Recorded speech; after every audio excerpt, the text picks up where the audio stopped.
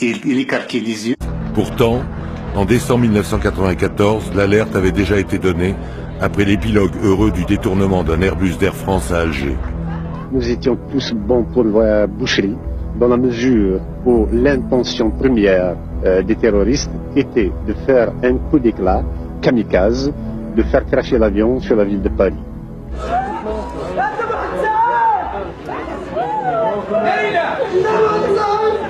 En réalité, l'objectif des terroristes était une opération de suicide sur Paris. Cette mise en garde, personne ne l'avait entendue. J'avais la vessie pleine et je devais aller aux toilettes. Et c'était le moment que j'appréhendais le plus. Dès que je me suis levé, j'ai vu pointer des doigts partout vers moi. De retour des toilettes, il y a le terroriste qui me demande mon passeport. Je lui ai donné. Et sur le passeport, c'est écrit « un responsable politique ». Et là, il écarquait les yeux, il prend mon passeport, il revient avec le tueur. Et là, ça ne badinait plus. Il m'emmène en cabine première classe. J'avais 2 pistolets braqués sur moi. L'un sur la tempe gauche, l'autre sur la nuque. Et à droite, il y avait Yahya qui donnait les instructions. Il m'a demandé de vider mes poches. Je les ai vidées. Il y avait une carte de visite, Farhat, chanteur. Et le bonhomme prend la carte de visite, il m'a dit, c'est qui ce Farhat chanteur? J'ai dit, c'est moi. Ah bon? Tu ne sais pas que dans l'islam, il est haram, c'est péché, que c'est interdit qu'un homme chante? J'ai dit non, je ne savais pas. Personne ne te l'a jamais dit? J'ai dit non, personne. Il faut que tu saches que dorénavant, chanter est interdit. J'ai dit si je m'en sors. Il m'a dit tu as tout à fait raison. Parce que de toute façon, on va te buter.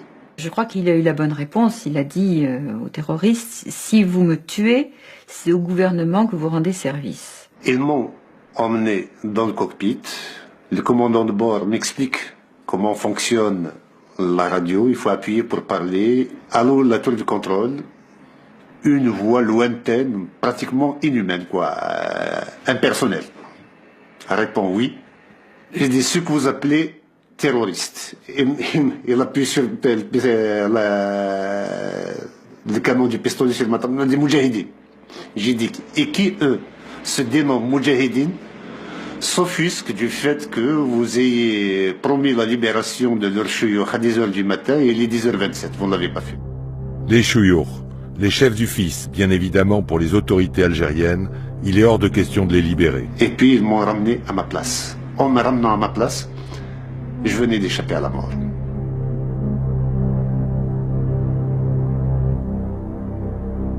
J'ai pris ma décision dans le courant de l'après-midi. Et à ce moment-là, j'ai eu toute une série de téléphones avec Alger. Vous ne l'avez pas fait. Les chouyours, les chefs du fils, bien évidemment pour les autorités algériennes, il est hors de question de les libérer. Et puis ils m'ont ramené à ma place. En me ramenant à ma place, je venais d'échapper à la mort.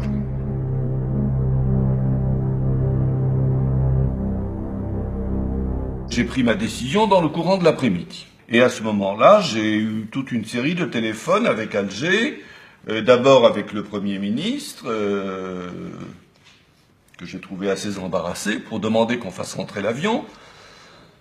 Et puis j'ai appelé le président de la République, M. Zeroual, et je lui ai parlé de façon, je dois le dire, assez véhémente.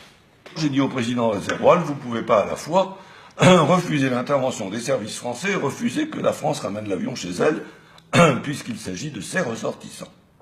C'est ou l'un ou l'autre. Et s'il fallait payer, si j'ose dire, le retour de l'avion et le sauvetage de nos compatriotes de difficultés avec le gouvernement algérien, j'y étais tout à fait prêt. Encore peur? Moi, j'étais bouillonnant. J'étais chaud, j'étais brûlant. J'avais la chair brûlante. Et quand je suis arrivé par terre, la terre était glacée. J'avais envie de la mordre, comme ça. J'avais tellement envie de la mordre pour rafraîchir un peu ce feu qui brûlait en moi. L'ambiance est si détendue qu'un passager est autorisé à prendre des photos. Elles sont inédites.